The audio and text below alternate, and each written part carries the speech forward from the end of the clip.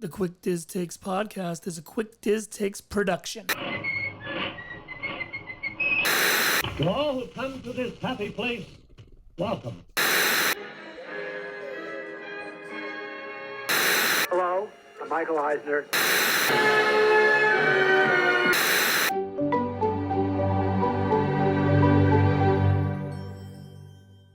Oh boy!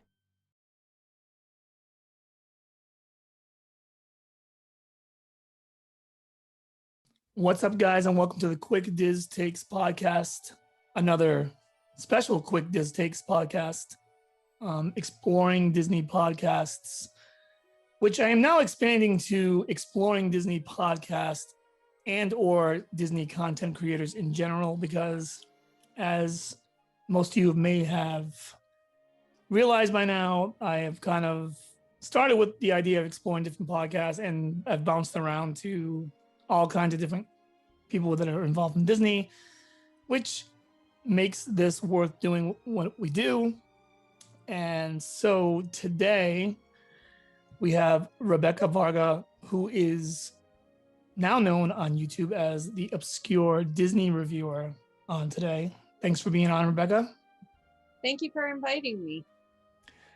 And Rebecca's kind of new to the game. I believe March was her kind of inaugural video. I was actually watching last night. And I think the description is kind of in the title. She kind of talks about things, obscure Disney things, reviews shows on Disney Plus, and the one that I particularly liked, I was watching last night, was the episode Battle of the Websites, I believe it was called, Rebecca, where you talked about how different price gouging goes on eBay versus Shop Disney versus you're a gold member of D23, and how she's looking for the same item and finding it at like substantially different prices, some of the stuff. And all that stuff is, a lot of you guys out there, I know you're collectors, and I know Fernanda had covered it as well a couple weeks ago. You got to really keep your eyes open for this stuff, because you will get ripped off quickly. And also, I think was brought up in the videos that eBay doesn't guarantee the quality. So you couple the price gouging and that, and it just makes for an interesting video. So I really enjoyed that. But I'm going to let Rebecca kind of tell us why she started her channel and kind of where she hopes it's going to go. And then we will discuss a little bit of fun park topics and go from there. So Rebecca, if you don't mind, would you kind of just give us a little description of your channel and why you decided to start it? Sure. Well, I started the Obscure Disney Reviewer because of Disney Plus. There are so many movies that I watched as a kid that are nostalgia for our generation. However, I also watched a lot of movies when I was younger of my parents' generation, and those were on Disney Plus. So I realized that there was so many things that are going to be ignored by people. Yes, there's great new content.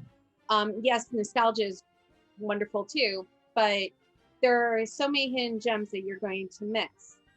For example, one movie that I saw was called The Absent-Minded Professor. That's actually the original version of Flubber. So Flubber was a remake. Another movie that I really wanted to see was Waking Sleeping Beauty, which was a documentary about right before the Disney Renaissance, how it came to be. And that came out in 2009, and I waited 10 years to actually see it. And it thankfully was on Disney Plus when it came. So I wanted to go into all these things that are not really talked about. Now the website video was actually just a fluke, because I do very minor collecting, but I started to notice that there were some weird prices, that something is still on sale and yet it's being offered at double the price on eBay. And that just seemed weird, and I kind of felt like I needed to make a video warning people about that. because it's something I didn't see on YouTube when I looked it up. And that's So- why I think your channel is interesting to me anyway. And I think to others who will, go there and watch, is that you do cover things like that. And now, can you talk a little bit about, and and my audience kind of knows this, but I'm going to say it again. I think I was telling you this when we were kind of talking leading up to the show, the week leading up to the show. I know Three Caballeros has a ride, okay, but I always thought in my own naive Disney mind that it wasn't that big of a deal. And then I meet Fernanda a couple weeks ago, and she kind of gives me a stern lesson. And then I meet someone in the parks that is all about the Three Caballeros. I start looking into it, and then I see your videos on the Three Caballeros, and apparently the Three Caballeros are much more prominent than I realized, especially in the Asian markets. And I guess, the South American markets make sense. So can you talk a little bit about what you like about the Three Caballeros and, kind of your process in covering them and all that stuff? Well, the way I decided to cover the Three Caballeros was actually a friend of mine was over and we saw Legend of the Three Caballeros. I kind of brought him into watching the ancient things, as he would like to say, since the original Three Caballeros was in 1944. So we watched Legend of the Three Caballeros, and I thought that series was just so amazing. But I figured that in order to talk about the series, it was important to get some context from the actual movie. And I watched the movie a lot when I was younger. I could watch any Disney movie when I was younger 3 times a night for 3 weeks in a row. And I had them all memorized. And Three Caballeros was a part of the rotation. But there were a lot of movies in the rotation. I think it's funny that you say that, because as you're saying it, I'm thinking to myself, that was one thing about being a kid. I don't know what our age difference is, but when I was growing up, same idea, right? So basically you got what you got. You didn't turn Netflix. My daughter turns Netflix on and is like, or whatever, and it's never enough. For me, it just happened to be a copy of Robin Hood. That's what I had at first, and that's what I watched 3 times a night, week upon week. And I still go back to it sometimes and make her watch it. She's always like, she likes it, but she's always like, Daddy, watch another one. But I'm like, whatever it is about this, it will always be just embedded in me. And I think I kind of, like I was talking about earlier, I think I kind of had an oversight on that when it came to Three Caballeros. I mean, there were kids that had access to the Three Caballeros. I just happened to not have access to the Three Caballeros. Now, I kind of remember them playing it on the Disney Channel when I was a kid, and I grew up, I was kind of a late 80s, early 90s kid. But I guess, did you actually have I guess what I'm trying to ask here is, did you actually have a physical copy of that, or was it VHS? Yeah, okay. I had VHS. I was born in the 90s. Okay, so it wasn't recorded. Nope. Okay. It was an actual VHS. Huh. No, I still have the copy. It's in storage, but I know I still have it. I have all my VHS. So how did Three Caballeros work as far as the Disney Vault went? Was that only released every so often as well, or was that something you were able to just easily get? Or I think it was Walt. I believe Okay. it was Walt. They released it every so often. I mean, the history behind that, Walt took a trip to South America. He loved it, and he wanted other people to appreciate South America too. That's how you got Three Caballeros and Saludos Amigos. Yep. Makes sense. Saludos Amigos, I have not seen. I feel bad because I feel like I've kind of crapped on Three Caballeros, the attraction, a little much on my channel. I'm even though I know it means a lot to a lot of people now, I still not one of my favorite things to do. Well, if I'm going to be honest, I like the original ride before the Three Caballeros were added. Yeah. I felt like I got a little bit more of the culture there instead of just chasing Donald around Mexico. But I mean, it is cute. And I love that they are using the original animatronics that are 50 years old. Yes. So I mean, there are different things that I learned to appreciate. I just wish that, like, I don't think I hate the concept of the ride. I wish there was just more of those animatronics around the ride. Say if they did when they did the overlay, they should have gone more into the overlay. Yeah. I'm not a big screen-based attraction kind of guy. I think a lot of Disney fans aren't, because I think that's what we fell in love with Disney to begin with. It was how well their, sometimes how simple, but how awesome their practical effects were. Exactly. And when they added those animatronics at the end, just that one little scene was 100 times better than what they had at first. And I mean, the original incarnation of just Three Caballeros, not the original Mexico ride. Right. But, yeah, I think it's still one of my least favorite attractions. I hate to say it, but it just is. It reminds me, because you know what bugs me is like it has that knockoff version of like the knockoff segment, kind of It's a Small World. And I don't know if that's on purpose or what it is. Well, I think it's the animatronics that were there during that final scene were there from the original ride. Yeah. Yes. You mean the okay? Yeah. Okay. Yeah. Before they did the Three Caballeros overlay, I don't remember what the original ride was called. I was really too young to realize that every ride actually had a name. Oh, I thought that's what you were talking about. I don't remember the original ride's name, but I am going to age myself a little bit and tell you that I was old enough to. I remember experiencing it.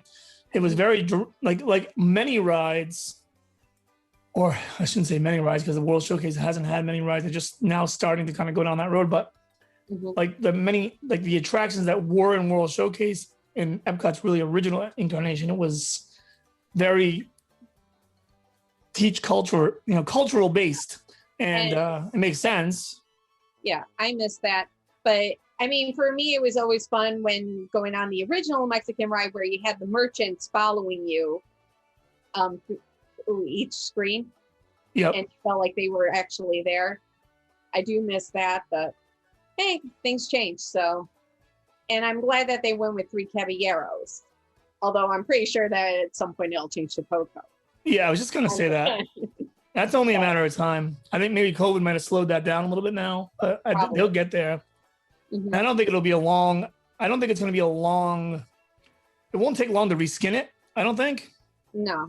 The only thing Johnny and I talked about it on one of our episodes and he had brought it up and was a good point, was you just wonder where they'll queue that ride, how they'll queue it, because it will not have the lines that Three Caballeros has. It will definitely be, like a Frozen. Yeah, level it's gonna be really tight in there. Yeah, they might have to do away with some shops or something. But yeah. All right. Let's I always try to do something a little bit fun with the guests. So I had messaged Rebecca, I think either yesterday or the day before, about doing a top 3 list. And I try to find something unique because there's so many top 3 lists that go on this show and 1,000 others. So I kind of came up with top 3 Disney rides that you like to go to when you're stuck in the park and it's like torrential downpour. And I'm pretty sure most people that have been Disney enough times have experienced that at least once or twice, maybe even more on one trip, depending on what time of year you go. If you go in the middle of the summer, it seems to happen quite often with the climate down there. But I kind of popped in my head because Stephen Lanzi, who's on our show, always jokes about how the only way you're ever going to get him into the tiki room is if it's torrential downpour. So this is kind of a list, at least for me, that is rides that maybe I wouldn't even, or attractions that I would maybe not even think to do unless it was torrential downpour. But anyway, I always let the guests start. So Rebecca, if you want to, you don't have to do it in any particular order if you don't want, but what is your first pick on this topic? Okay, if there were a torrential downpour, I would probably, which park? Any of the 4 parks, doesn't matter where you are. That's completely up to you. That's a little harder to narrow down. If I'm in Magic Kingdom, I'm probably gonna go for Haunted Mansion first. Okay. That one, see, it's almost a little bit of a cheat because I know what you're saying. It's inside, but who doesn't want to go on the Haunted? So, where do you go on a sunny day? The Haunted Mansion. I agree. But I have to say, being I've lived on both coasts. Yep. So Haunted Mansion in Disney World is a lot better than Disneyland. Yep. Although I haven't been on the new version yet. Well, Yeah. the updates, but Disney World is so much better. I think that the one good thing about that pick, other than it's the Haunted Mansion, of course, and that is by far my favorite ride, and most people that I talk to is at least top 3 favorite rides. Is that the good thing about that? I think is the duration. So you probably have a good shot that when you get out, maybe the clouds will have moved out and you'll be back to dry weather. Because I mean, as everyone knows, rainstorms come in and out very quickly in Central Florida. Mm-hmm. I'm gonna keep this. For me, I'm gonna try anyway to keep this more of rides maybe that I wouldn't do unless it was raining, I guess, and or somewhere on the cusp. And the first one I'm gonna say is Country Bear Jamboree. Okay. I love Country Bear Jamboree. It's not a ride, but attraction, and I do like it. But I think on most days, especially when I'm there with my family, it's not a popular pick overall for the group. So I tend to, like, at any time someone said, let's go, I'd go. I have no problem with it.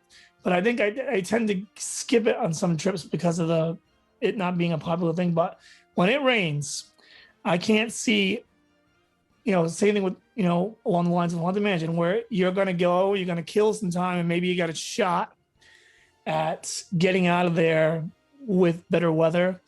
And I don't know about you, I'll let you give your opinion in a second here, but I also, I love that attraction. Are you on board with the Country Bears? Oh yeah.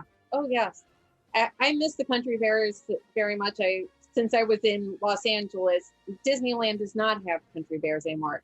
So I highly recommend going to it. As the obscure Disney reviewer, go and appreciate the attractions while you can.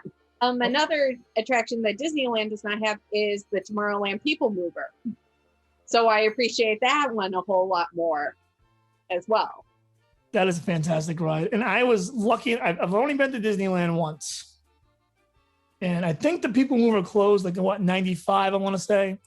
Mm-hmm. And I was there in 94 and I got to ride Disneyland's version of the People Mover once. So I'm kind of happy that I got to experience it, even though I don't remember much of it, except for that one part where you went in the dark and it almost like Finding Nemo, where everything moved quickly and made you feel like the cart was going faster than it was. That's the only thing that sticks out in my mind. But the People Mover was great. And actually not a bad ride to go on in the rain either, because I think all of it's covered. So, but anyway, so that's my pick for my first one. What do you have for your second one, Rebecca? Okay. It's hard to do rides that I would not normally go on because I pretty much do go on all of them. Yep. They're the most fair enough. I mean, there are a couple I do skip. I skipped Splash Mountain. I've been on it once. I'll never do it again. Oh wow. Just not the thrill element, just not for you, or? I don't know what it was. I love the animatronics parts, but I don't really like huge dips, the huge waterfalls that you go down. I like small ones like Pirates of the Caribbean, but that one was a little too much for me. I gotcha. So let me see. A ride that I would go on would be the Buzz Lightyear ride. And all right. We'll go with the Buzz Lightyear ride. Now, are you going with that as a ride you just generally like, or are you going with that as one maybe you only consider riding when the weather's bad? In general, technically. Okay, I'm only asking because I'm not a fan. I like the Disneyland version better. I have to say I do like the Disneyland version better because you can actually pick up the blast. Yes. So it's a lot easier to play with. And I wonder whether they haven't, like, I would feel like that would be an easy fix at Disney World. And I hear that complaint all the time. And I wonder or maybe they have explored, but just haven't done it, moving those guns. I personally, I talk about my show all the time. I hate that ride. I like the property and all that good stuff. I just don't like those shooter rides. I don't know what it is about it. I haven't been on one. Toy Story Mania is okay. Mm-hmm. But yeah, I just don't like them. Probably that one I could say for the rain because my hand gets really tired on that one. No, right? Well, we were just talking about that the other day on our show. That's another thing about it. My complaint about that one in particular is one, my wife beats me. She beats me until the end. Mm-hmm. And I always have in the back of my mind, like when I get to the end, I'm way faster at pulling the thing to get that. You know how you just got to go as fast as you can to get those bonus points on that target. And I usually, I would say like 95% of the time, squeak it out. But the actual ride, like if you took that part away, she always gets me. Even though I'm in the queue one time reading like every single secret on my phone to like you can unlock to get more points, she still gets me. So maybe that's why I, subconsciously hate shooter rides. But I would I'm gonna use and to go to my next pick, I'm gonna use Toy Story Mania because I think it kind of falls into that same vein and it makes sense. Where especially if I'm in Toy Story Land, right? Because where am I going at that point? I mean, chances are you're not gonna get on. Slinky Dog's not gonna do you any good. And then you got Swirling Saucers, which is like my stomach can borderline handle it. I've done it once or twice with my daughter. Plus the line's usually a little bit longer for that one. And at least with Midway Mania, you got a little bit of an outdoor queue, but a decent amount of indoor queue plus the ride. So you can probably kill, I would say, a decent amount of time in there, no? Yeah. Now, what happens if you go to Buzz Lightyear and it's raining, but you get stuck out of that? You know how it kind of wraps outside? What do you do then? I think you just go with the flow. I'm just giving you a hard time. Either that or run. I got a feeling, I got to think about it before my turn comes up again. I got a feeling I'm missing one. I got to think hard. But anyway, what's your third and final? Oh, boy. Third and final. You know what? I'm going to make it a little more difficult. Let's say you're in Animal Kingdom specifically. Where do you go? Oh, my gosh. I'll probably go for Dinosaur on that one then. Okay. My top pick, most underrated ride in Disney. Are you a big fan of that ride? I've never been on it. Oh, you've never been on it? I've never been on it. Okay. I've only been to Animal Kingdom once, and it was in 2002. Mm-hmm. So it was still very new, and it was extremely crowded in the morning. All I got on was Safari and Festival of the Lion King, and then we were out of there because we couldn't move anywhere. Yeah, and that park being fairly new, so 2002, yeah, there was almost no rides there either, right? Yeah. That park opened with like Safari and Dinosaur. Mm-hmm. And maybe Kali River Rapids was open then. I don't even know. Yeah, I wouldn't have gone on that one. Actually, no, it was open because I went on it in 2001. But yeah, well, yeah, and you're not going to go out in the rain either. Super so. It was funny. I went on the Grizzly Bear River Run in California Adventure, and I was with a whole bunch of people. I was the only one who didn't get wet. Everyone else was soaked. But I can tell you I'm never getting on it again. Oh, you don't like it? Okay, so I really don't like getting soaked. But I hear you. Because my friend came to visit me from New York, and he's never been to Disney before, so I took him and I got on all the rides with him. And there are a few rides I've been on that I will never go on again. That's one of them. Another one is Guardians of the Galaxy Mission Breakout. So you are not a thrill seeker. I'll take roller coasters, but I'm not a person who likes to go upside down on the inversions. I do not like huge drops like that one. I mean, it was a fun ride. Don't get me wrong. I loved it, but I'll never get on it again. So where are you at with? So you're good with like Space Mountain and Big Thunder Mountain. Those are Space more Mountain tame. is good. Big Thunder Mountain, I love. How about Everest? Yeah. Oh, you only been. Never mind. You wasn't there. I'm sorry. You just said that to me. I'm planning on going back to Disney World within the next year. So I'm also trying to find some ideas for obscure videos while I'm out there. Yep. So a few people have given me ideas. I have a couple of ideas, and I'm going to see if I can make those happen. I actually, after seeing your channel and talking to you a little bit, I was actually like, you lay in bed at night and just think about random things. And I was like thinking about that. I was like, well, I wonder like what would fall into like obscure in the parks. And I was just trying to jot my mind, but I was like, it's so tough to think about, but I know it's there. Like, and hopefully you find it because I look forward to seeing it. But yeah, I guess my third pick. So I'm gonna cheat a little bit because you cheated on the first one. I'm gonna cheat on my last one because I like this ride no matter what, but it works out perfect in the rain. Not a ride. I'm sorry, an attraction.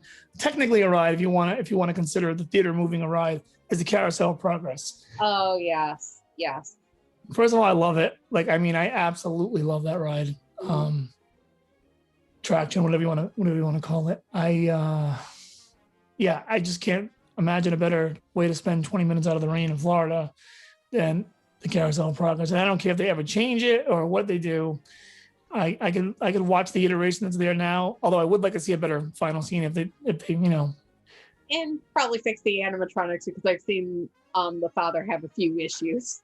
Yeah, what's funny is that you're absolutely right. First of all, obviously, but they have like you see like I don't know if you've been. No, once again, you just told me that you only been to Animal Kingdom once, so you haven't seen maybe on video. You have the animatronic that's in the Navi River ride, and you see that, and you're like, man, imagine if they would just put at least an A100 or better model animatronics in that ride and made those. That ride could be so much more. The concept of Carousel of Progress is amazing, and I don't think it would ever get outdated if just every.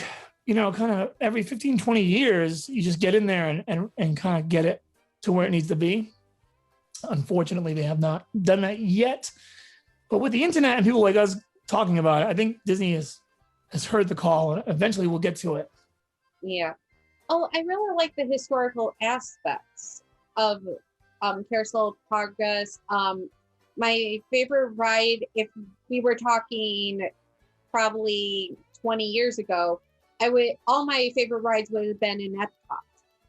Imagination was definitely my favorite. I do love the Spaceship Earth, but I haven't been on the more recent version. So I've heard it, but it's still a little different when you're actually there. Horizons was a big one. World of Motion, the original Mexico ride, Maelstrom. Maelstrom was fantastic. So I really liked it. Being able to learn as a kid.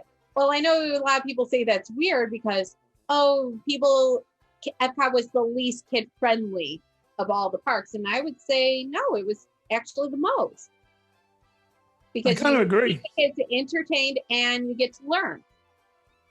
It has evolved into what you said. Now it's not as kids friendly. Yeah. Right. And it's found this non-kid friendly place now.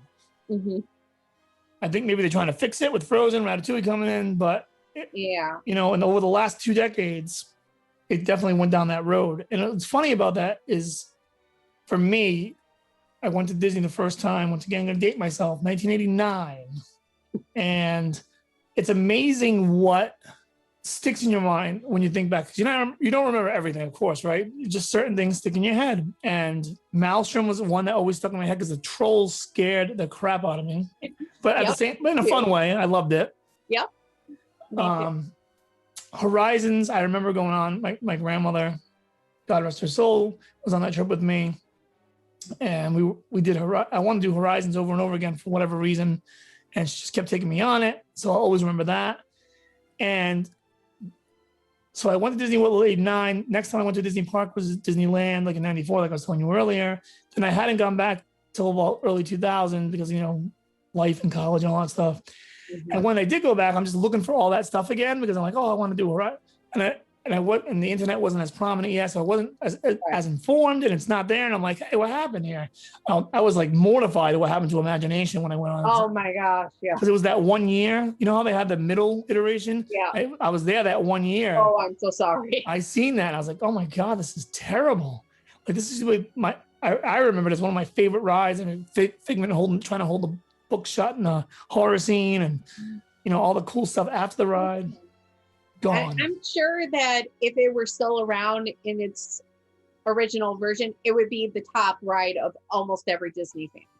I think so. Willing to bet that, but I'm willing for them, if they, even with this shorter track that they now have, just put it somewhat back. I'll accept it. It doesn't have to be exactly the same, but let's go back closer to that. I don't understand why they went away from that.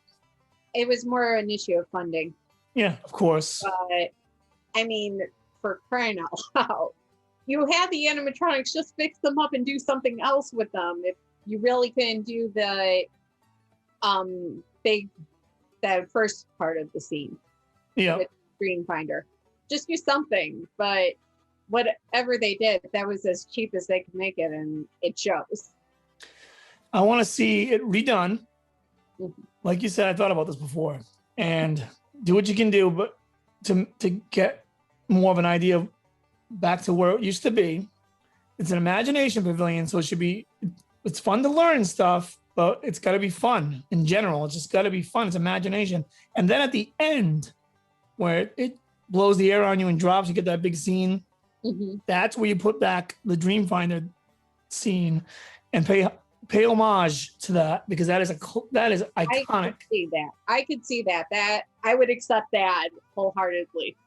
I mean, that's everyone's favorite part of the new Imagination ride, is when you get the explosion and you see all the figments.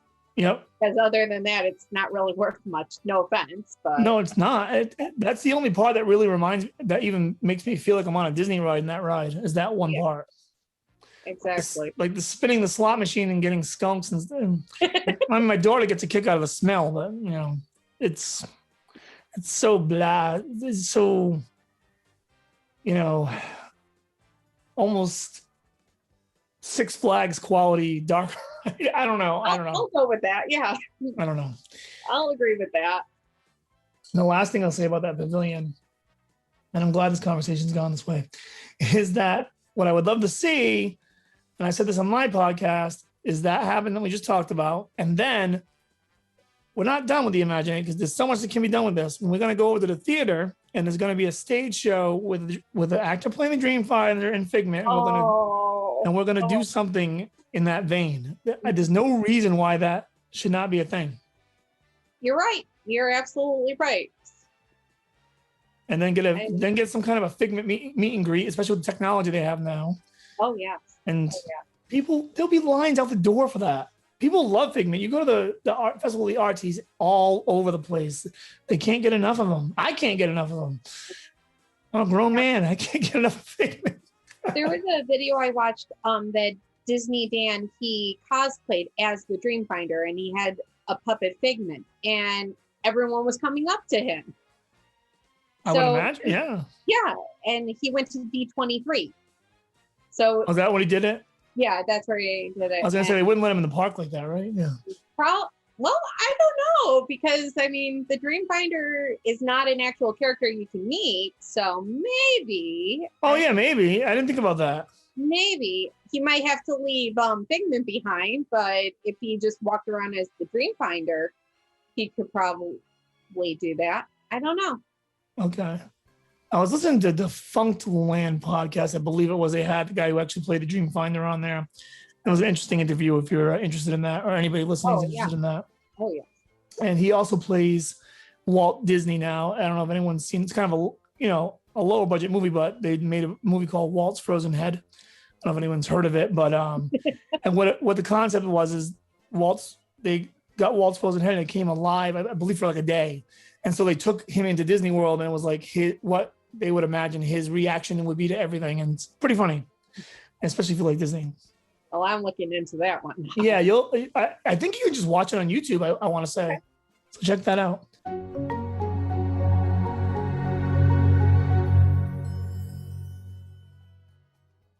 What's up, guys? It's Tim. Just here to remind you to check out our new website, quickdiztakes.com. We cover everything Disney, from our newest videos to our newest podcast, blog posts by contributors, and much more. And while you're there, do not forget to subscribe for the latest notifications on when new blog posts are posted and new videos go up. Of course, check out our YouTube page, Quick Diz Takes, and our Facebook page, Quick Diz Takes, along with Twitter at Quick Diz Takes for me, and at Palm Tree Skook for Sarah, Instagram at Quick Diz Takes Tim, and at Quick Diz Skook. And of course, if you like this, please like, share, and subscribe with friends. Thanks for listening, and now back to the show.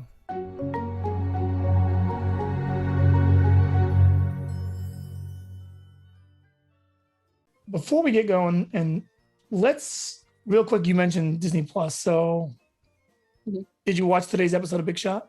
I did. And what did you think? I liked it. I like that they're doing. I'm not sure if they're moving a little too fast where the character is going for Marvin Korn, and I still, that name doesn't get any less ridiculous. I'm sorry, but what was it? John Stamos' character Marvin Korn. Yep. Anytime they call him Korn, or I just start laughing. Oh yeah, it's weird. It doesn't work. It doesn't work, but I do like the series. Yeah, today's episode was good. I'm kind of wondering where is the finale going to go, because I didn't watch the sneak peek. I did watch it, but I won't say anything. I'll let you watch it on your own. But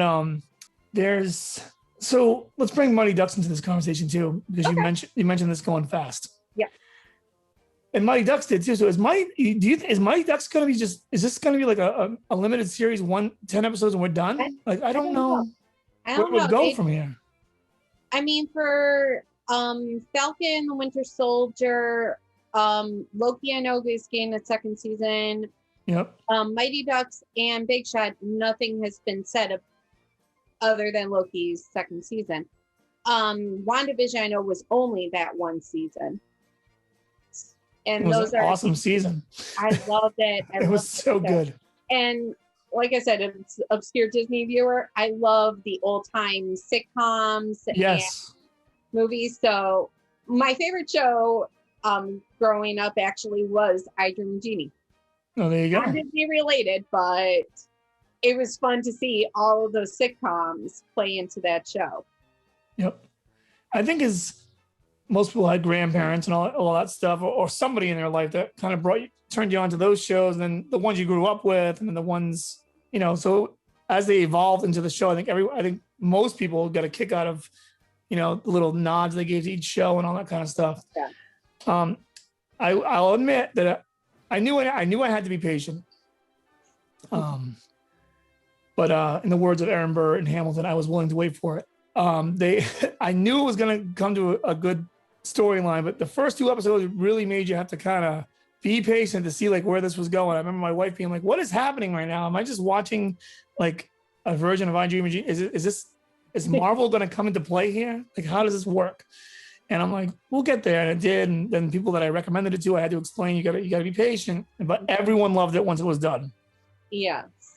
And I like that for the first two episodes, they used practical effects that would have been used back in the 50s and 60s. Exactly. So, and I really appreciate that. That's something I really love about the old movies of Disney, that they had to use practical effects. There was no computer generation, no green screens. You did have a blue screen or a black screen, but those were used very sparingly. Yep. I think in the early days of CGI, sometimes they would opt to go CGI, and it was still on the cusp where it was like, yeah, you should have just did practical there. And so you would get those in certain movies where you're like, yeah, they didn't really look that good. Kind of like when like Star Wars, the prequels first came out, there was like, I don't know how big on Star Wars you are, but there was definitely overusage of CGI in those movies, for example. Where the original ones were classic because they really had they looked awesome and they felt real, like this could almost exist kind of thing. But not to get sidetracked, I'll go back to Big Shot real quick. So now I wonder, is Big Shot going to be a one season thing, or is, Korn going to make, I'm not going to say too much to spoil it for anybody, but is he going to make a certain decision to make it go back another way, or what's going to happen with it? Because he seems torn. I like how they drew the parallel of the play into kind of what going on in real life. That was a nice touch. But yeah, the Korn name cracks me up too. And you know what else cracked me up a little bit about it? And I love the show. I'm just nitpicking a little bit here. How they make everything just seem so easy. Like, oh, I'm just going to Instagram that. I'm just going to make Calm Korn. I'm going to Instagram this, and like all of a sudden, millions of people are just going to follow, and that's the end of it. Or as if ESPN is somehow following Korn in his adventures at a private girls' high school in California. I mean, I wish social media worked that way. That would be so easy, but Oh, I yeah. don't think Oh, yeah. it is.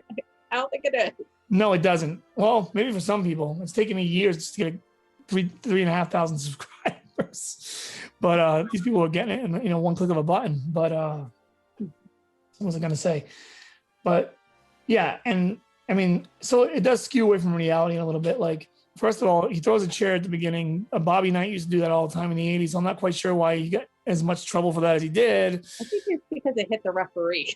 I guess. I mean, that's No, it's not good. I get it. As soon as it hit the referee, it was okay. Now the show has grabbed my attention.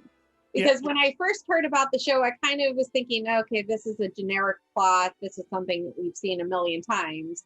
And then within the first minute or so, you see him throw the chair, and it's just, okay, I'm watching. I'm listening. I'm listening. Now, as a big sports guy, especially college sports, I will say this though, and once again, just nitpicking, but it does leave like, it's not believable for me in a sense of the guy won 3 national titles. I'm pretty sure some other college is going to pick him up at some point, fairly quickly. I don't think he's going to be like completely banned to the point where he can only coach at a high school, like one high school in the entire country. But I mean, that's just me being the way nitpicky. I look at it is that, okay, he threw a chair and it actually hit the referee. So let's stay away from him for a year. And so he gets a chance to calm down, and then we'll pick him back up. So that I could kind of see, but yeah. But him being as abandoned as he was, it would have been more like, just lay low for a year and shut up. And then we'll come back to you. I love the show, though. And my mother made a great point yesterday when I was talking to her about it. And I don't know if you've ever seen Ted Lasso, but she uses that as an example. And that's on Apple Plus. But she's like, Big Shot reminds me of Ted Lasso. She's like, no matter what happens, when I watch an episode, I just feel good for the rest of the day. And that's kind of what Big Shot brings to the table. So I like it for that, if anything else. And I like the characters, and I'm glad Disney goes to week for the most part, because it slows me down. But there's part of me that's like, I just want to say it. But we're not in a perfect world. But Disney Plus, the last thing we'll say here, but on our way out, you said it inspired your channel. It got off to a slow start. I guess like anything, it launched and it just slowly, but the content now, almost everything that they're coming out with is like, I'm like, oh, I can't wait to see that. I'll check that out. And I haven't been disappointed yet. We'll see. But it's all been really good. I like how the Mighty Ducks was kind of done in the vein of a PG or G rated Cobra Kai, kind of, in a sense. It was done that way. It was really good. Honestly, I think it was better than the movies, but that's just my opinion. Yeah, I mean, I grew up with the movies and we talked about that. But one last thing I'll say before we go on the Ducks, we're talking about not knowing if season 2 is coming. The only thing that makes me think that season 2 might be coming is Joshua Jackson didn't come back. And as far as I know, unless you know something about this, I don't, he's got a pretty good place in his heart for the Ducks. And like, in real life, he liked his time doing those movies. So they've teased his name a couple of times. Like, the episode they put the final episode they put the Ducks jersey on. Like, he's got Charlie Conway's jersey on, blah, blah, blah. And it makes me think to myself, they're just building up for his return, because he's the biggest character, like, besides Bombay, and I think maybe that might be happening. I can see that. Yeah, I haven't heard anything yet. I'm definitely keeping an ear out. Yep. Well, we'll see. And I mean, Goldberg has had some personal issues in real life.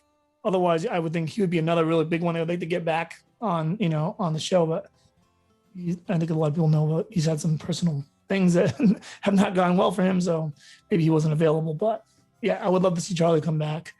But I just don't know. The only thing I don't know about is it seems like they almost kind of came full circle in one season. Like, yeah, I was giving away details.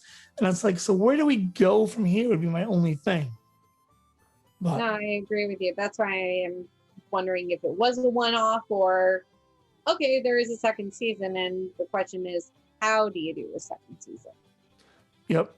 Or is that a safety net? Like, So we're going to make these 10 episodes, and we have to kind of make it just in case it's not going to be enough. Like if they don't give us the green light, we got to give the fans at least somewhat of an ending. So it's kind of open-ended in a way. So maybe they're doing it that way. I don't know. And I was a little surprised at the ending because I thought something was going to happen and it did not. So I thought one of the players was going to get severely hurt. That would be permanent. So the fact that they kind of twisted around that. Yeah. I think they, oh, I'm sorry, go ahead. No, I just like that they didn't go where I was expecting it to go, that this player was going to get severely hurt. Yeah.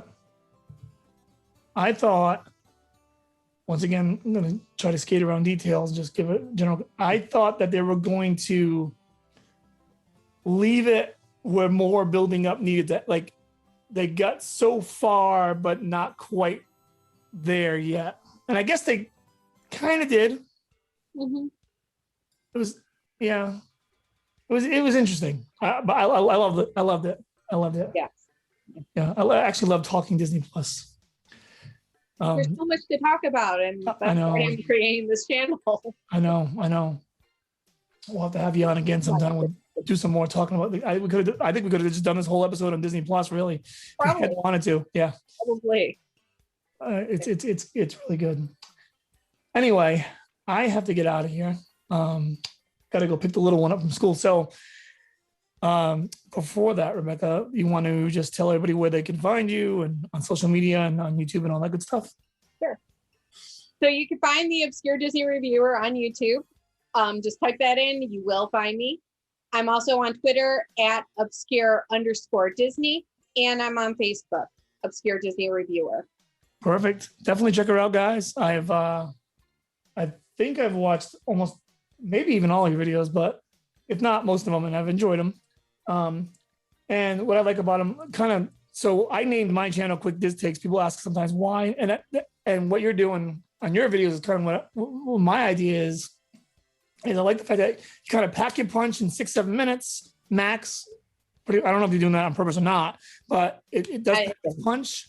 You're in, you're out, and I think it's good, especially because a lot of people, not because we don't want more from you, it's just that there's when I go on YouTube, I watch like 7, 8, 9, 10, 11, 12 different creators, and it's nice when it's like, all right, that one's 10 minutes.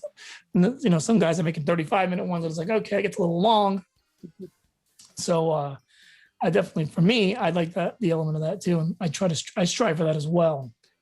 But definitely check it out, guys. I think you'll enjoy it a lot. And hopefully Rebecca will come on again one day and talk some more Disney Plus. Maybe we'll be talking season 2 of the Ducks. Who knows? Yep. And I also have some big surprises coming up. I can't say specifically yet, but I have some interesting videos that will be coming very, very soon. All right, cool. We'll definitely check that out. And all right, so we're going to get out of here, but we'll talk to you guys at home next week and have a good rest of your week.